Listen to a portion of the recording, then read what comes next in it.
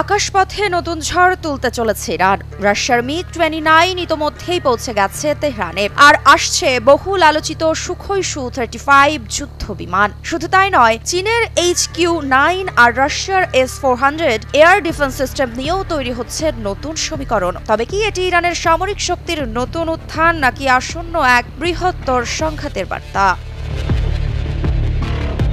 চলুন তাহলে জেনে নেই এই মুহূর্তে ইরানের হাতে কি কি আধুনিক সামরিক প্রযুক্তি যুক্ত হচ্ছে এবং এর ভূরাজনৈতিক প্রভাব কতটা বিস্তৃত হতে পারে। ইরানে পৌঁছে গেছে রাশিয়ার মিগ-29 ফাইটার জেট। দেশটির জাতীয় নিরাপত্তা কমিটির সদস্য আবুল ফজল জোহরেভান্দ জানিয়েছেন, এটি মূলত স্বল্প মেয়াদী পরিকল্পনার অংশ। দীর্ঘমেয়াদে ইরানের আকাশসীমা পাহারায় যুক্ত হতে যাচ্ছে আরও শক্তিশালী সুখোই সু-35 যুদ্ধ বিমান। মিগ-29 গুলো বর্তমানে সিরাজে মোতায়েন রয়েছে, পাশাপাশি ধীরে ধীরে আসছে সুখোই সু-35। এছাড়া চীনের HQ-9 এবং রাশিয়ার S-400 এয়ার ডিফেন্স সিস্টেমও উল্লেখযোগ্য সংখ্যায় আসছে ইরানে।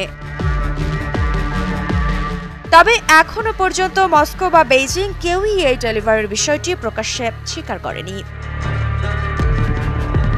বিশ্লেষকরা বলছেন, ইরানের এই আধুনিকীকরণ পরিকল্পনা এসেছে এমন এক সময়ে যখন দেশটির বিমান বাহিনী এখনও নির্ভরশীল 1979 সালের আগে কেনা মার্কিন জেট আর অল্প কিছু রাশিয়ান ও নিজস্বভাবে আপগ্রেড করা বিমানগুলোর ওপর।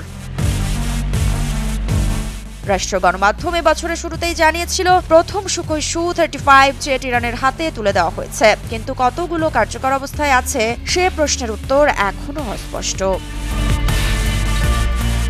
তবে বিশ্লেষকরা বলছেন, ইরানের অনুরোধ করা 50টি বিমানের ডেলিভারি এখনো পূর্ণ হয়নি, কারণ ইউক্রেন যুদ্ধের কারণে রাশিয়া নিজস্ব প্রয়োজন মেটাতে বেশ ব্যস্ত।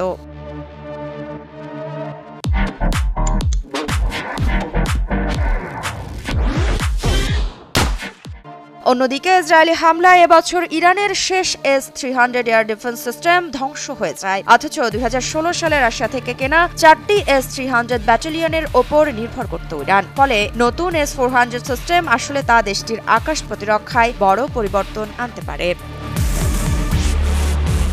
আকাশসীমা পাহারায় রাশিয়ার ফাইটার জেট আর চীনার রাশিয়ান এয়ার ডিফেন্স, সব মিলিয়ে ইরান যেন নতুন করে সাজাচ্ছে তার সামরিক ঘর। তবে প্রশ্ন থেকেই যায়, এই শক্তি বৃদ্ধি কি শুধুই প্রতিরক্ষার জন্য, নাকি মধ্যপ্রাচ্যের আকাশে নতুন এক সংঘাতের আগুন জ্বালাতে চলেছে ইরান?